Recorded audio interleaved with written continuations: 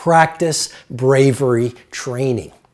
You know, you want to be a great footballer. We understand you've got to put in the time to practice. You want to be a great chef. We understand you've got to do the practice. You want to be a great entrepreneur. You've got to put in the hours of rigor and discipline building your business.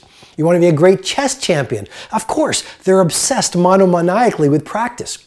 And yet when it comes to fear, we don't live in a society that values bravery training. You don't really hear people saying, go out and use this day to practice becoming fearless. And yet, you know, we all know the 10,000 hour rule. We all know the 10-year rule pioneered by Anders Ericsson at University of Florida, the preeminent researcher in the field of exceptional performance. And that 10-year rule has now been popularized by a lot of authors.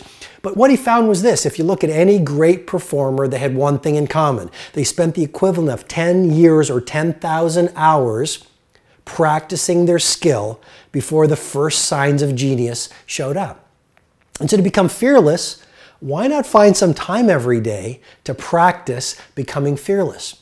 Why not use whatever irritates you or frustrates you or frightens you during your day as bravery training? So let's say your supervisor walks in and says, you know, tomorrow I'd like to give you to give a presentation on that project you did so brilliantly on. And start to pay attention. You notice you start to feel afraid. Develop the mindset where you say, okay, I'm going to say yes, because that is bravery training. Let's say you go home and with your intimate partner, you want to speak up. You want to say something. Maybe you want to ask for more love. Maybe you want to ask for one of your needs to be met because you feel it's unmet. But then you feel, well, what if he or she judges me? What if I get laughed at? What if they think I'm strange?